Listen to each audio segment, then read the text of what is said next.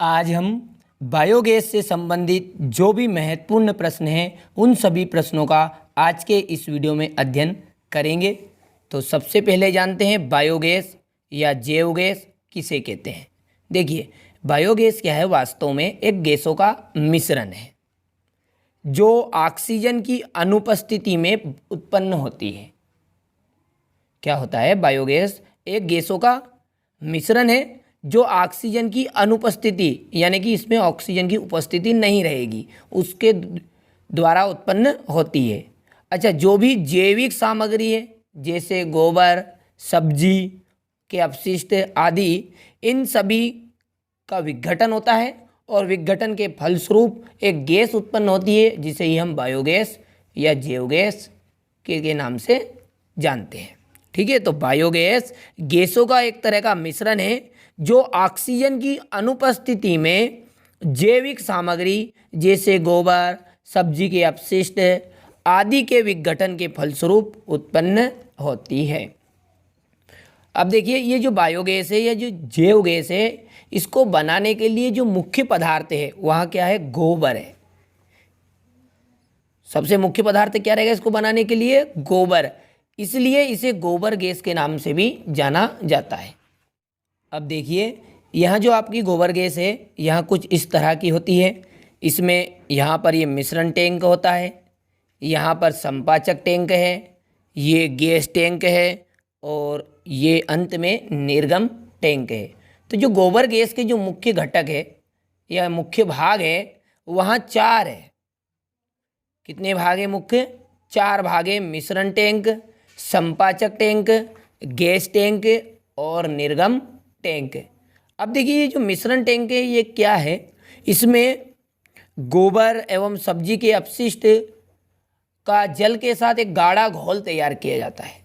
क्या करते हैं कि जो जल है और गोबर है इसको, क्योंकि अधिकतर हम गोबर के द्वारा ही से बनाया जाता है, तो जो गोबर है और जल है इन दोनों का गाढ़ा घोल तैयार कर लिया जाता है और इस टैंक में मिश्रण किया जाता है। तो इसलिए इसे मिश्रण टैंक के नाम से जानते हैं। अब ये जो मिश्रण टैंक है ये एक पाइप के द्वारा किससे जुड़ा होता है, संपाचक टैंक से। तो ये जो गोबर का जो गाढ़ा घोल है यहाँ एक पाइप के द्वारा जिस टैंक में एकत्रित होता है अंत में वहाँ संपाचक टैंक होता है।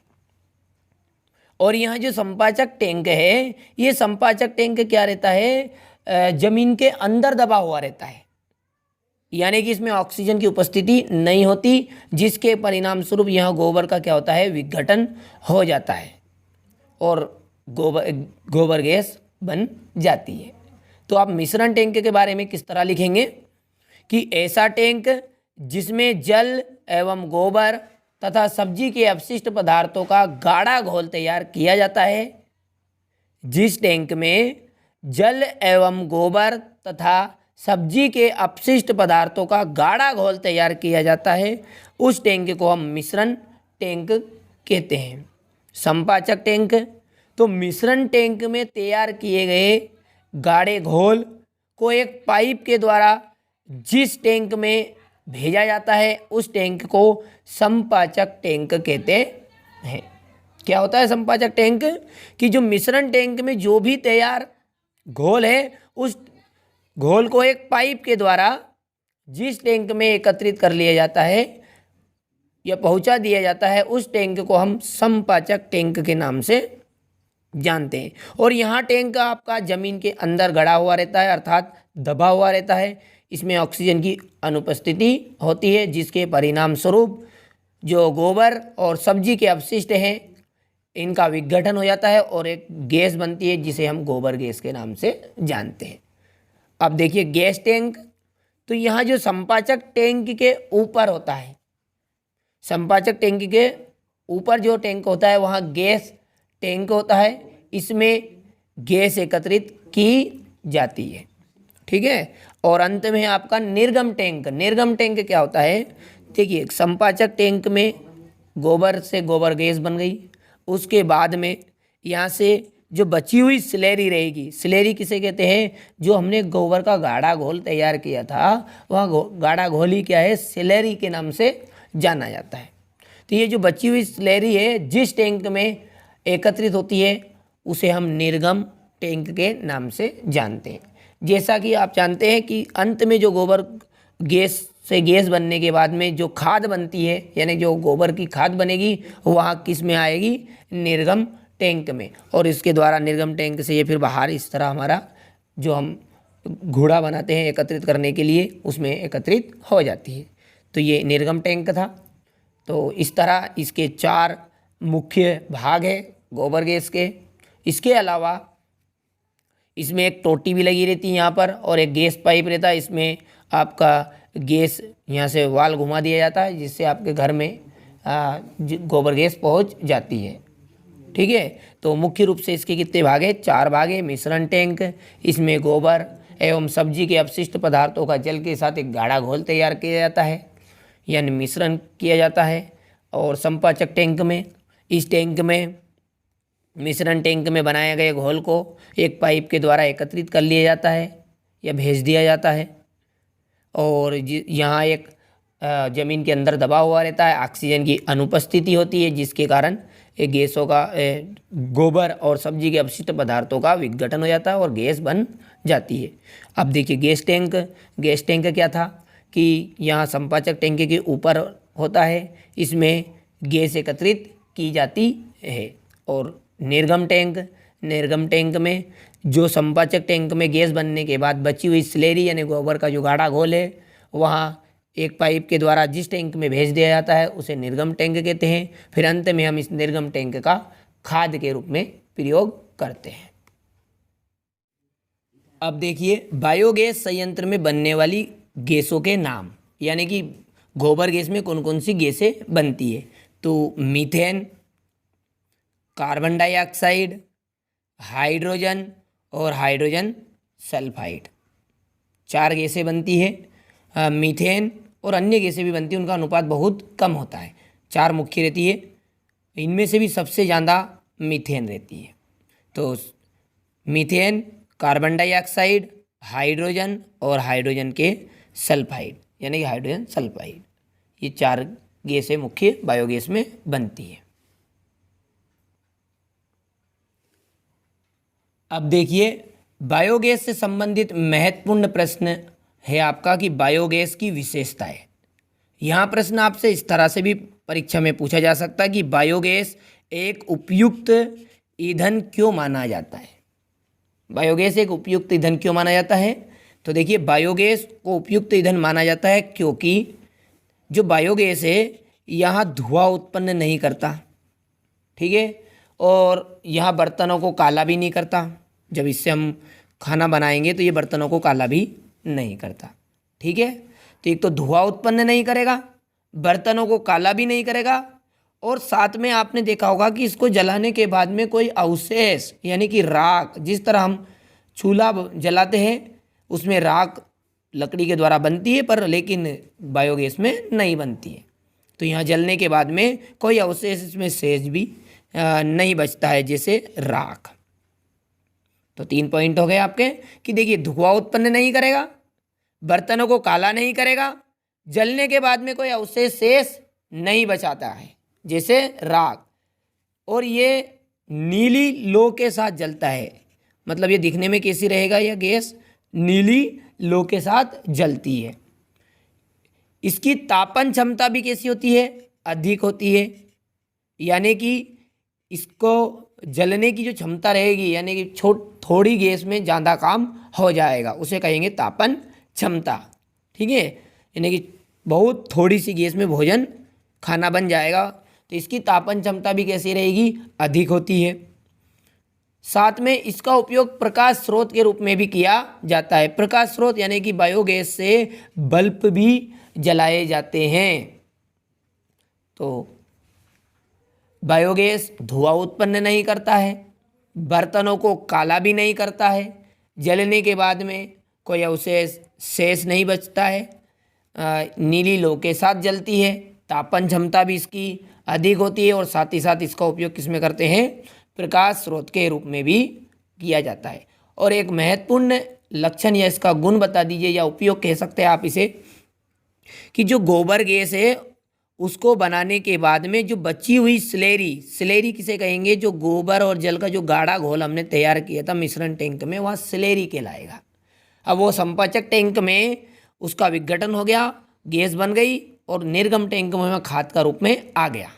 तो जो बची हुई स्लेरी है उसका उपयोग हम किस में करते हैं, उत्तम खाद के रूप में किया जाता है, क्योंकि इसमें क्या रहता है, प्रचुर मात्रा में नाइट्रोजन और फास्फोरस होता है।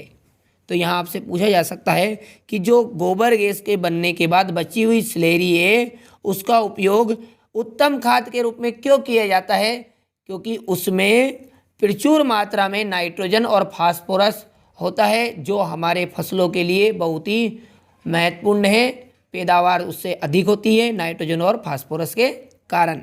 तो इसलिए उस गोबर गैस के बाद में बनने के बाद जो बची हुई स्लेरी है उसका उपयोग हम उत्तम खाद के रूप में करते हैं। अब देखिए, बायोगैस संयंत्र किसानों के लिए वरदान है। तो ये बायोगैस संयंत्र किस तरह से किसानों के लिए वरदान है, तो देखिए, जो किसान हैं उनके पास बायोगैस के लिए जो आवश्यक कच्चा माल होता है वहाँ उपलब्ध होता है। और गोबर गैस या बायोगैस को बनाने के लिए कच्चा माल क्या चाहिए, एक तो कृषि का अपशिष्ट और गोबर जो पर्याप्त मात्रा में किसानों के पास उपलब्ध होता है। तो किसान के पास आवश्यक कच्चा माल होता है बायोगैस बनाने के लिए, कृषि अपशिष्ट पदार्थ और गोबर गैस यानी कि गोबर पर्याप्त मात्रा में होता है। साथ में इससे खाना बनाया जा सकता है, इससे विद्युत भी उत्पन्न की जा सकती है। अगला है कि अपशिष्ट पदार्थ जो भी किसानों के पास होते हैं, कृषि के अपशिष्ट हो गए, गोबर हो गया, उन सब का निस्तारण हो जाता है। निस्तारण का मतलब है कि उनका प्रयोग सही तरीके से हो जाता है। तो अपशिष्ट पदार्थों का निस्तारण भी हो जाता है और साथ ही साथ जो बायोगैस के बनने के बाद बची हुई स्लेरी है उसका उपयोग किसान अपने खेत में एक उत्तम खाद के रूप में कर सकता है। तो यहाँ बायोगैस से कुछ लाभ है और ये किसानों को अधिकतर इसका फ़ायदा मिलता है, क्योंकि किसानों के पास खेती भी होती है और साथ में इसके लिए खेती से के लिए जो गोबर गैस बनाने के लिए जो कच्चा माल की आवश्यकता होगी वहाँ भी गोबर और अपशिष्ट कृषि का अपशिष्ट पदार्थ ये सब पर्याप्त मात्रा में उपलब्ध है। इन सभी कारणों से बायोगैस संयंत्र किसानों के लिए वरदान है। तो किसानों के पास क्या है, आवश्यक कच्चा माल, कृषि अपशिष्ट, गोबर पर्याप्त मात्रा में, बायोगैस से खाना भी बनाया जा सकता है, विद्युत भी उत्पन्न की जा सकती है जिससे के द्वारा किसान अपने खेत में या घर में आराम से विद्युत जला सकता है और अपशिष्ट पदार्थ जो भी होते हैं उनका निस्तारण हो जाता है और बायोगैस में बची हुई स्लेरी एक उत्तम खाद के रूप में भी काम करती है। अब अंत में एक और आपका महत्वपूर्ण प्रश्न है कि जो बायोगैस है या जैव गैस है, गोबर गैस है, तीन नाम है इसके जैव गैस के, बायोगैस, गोबर गैस या जैव गैस। तो इसका निम्न उद्देश्य है, यानी कि ये किन उद्देश्यों की पूर्ति के लिए बायोगैस का निर्माण किया जाता है। तो सबसे पहले इसके निर्माण से ऊर्जा का सुविधाजनक दक्ष स्रोत मिलता है, यानी कि आराम से सुविधाजनक एक स्रोत मिलेगा ऊर्जा का, जिसे हम बायोगैस कहते हैं, मतलब यानी कि उससे खाना बनाते हैं, बिजली जलाते हैं। इसके निर्माण से एक उत्तम खाद भी मिलती है, दूसरा फायदा हमें ये मिलेगा। तीसरा है कि इसके निर्माण से अपशिष्ट पदार्थ के निपटारे का भी सुरक्षित उपाय भी मिल जाता है, यानी कि अपशिष्ट पदार्थ है उनका निपटारे का भी हमको एक सुरक्षित उपाय मिल जाएगा। तो ये जैव गैस या बायोगैस के निर्माण से जो निम्न उद्देश्य है उनकी पूर्ति हो जाती है कि देखिए, एक तो ऊर्जा का सुविधाजनक एक स्रोत मिलेगा, उत्तम खाद मिलेगी और साथ ही साथ जो भी अपशिष्ट पदार्थ हैं उनका निपटारा आराम से हो जाएगा। तो इस तरह आज हमने बायोगैस या जैव गैस से संबंधित जो भी महत्वपूर्ण प्रश्न थे उन सभी महत्वपूर्ण प्रश्नों का अध्ययन किया। अब आप इनका एक एक करके स्क्रीनशॉट ले लीजिए और अपनी नोट कॉपी में अच्छे से लिख लीजिएगा। तो पहला स्क्रीनशॉट यहाँ से लीजिए, फिर इसका चित्र का स्क्रीनशॉट ले लीजिए,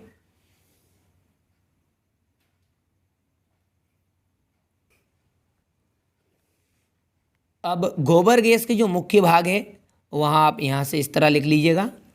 अब देखिए यहाँ पर एक छोटी सी गलती हो गई है कि जो संपाचक टैंक है वहाँ दूसरे नंबर पर आपको लिखना है, मिश्रण टैंक पहले नंबर पर लिख लीजिए, क्योंकि यहाँ पर हेडिंग में हमने मिश्रण टैंक पहले लिख लिया है। एक छोटी सी गलती हो गई, आप इसे सुधार लीजिएगा। तो स्क्रीनशॉट इसका ले लीजिए, और ये गैस टैंक,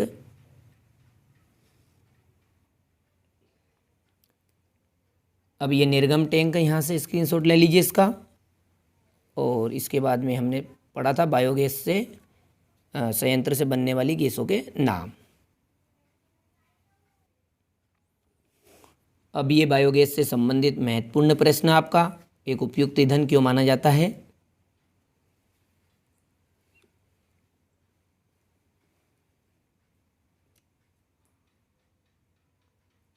5 या 4 या 5 आप इसके पॉइंट याद कर लीजिएगा। फिर बायोगैस संयंत्र किसानों के लिए वरदान क्यों है?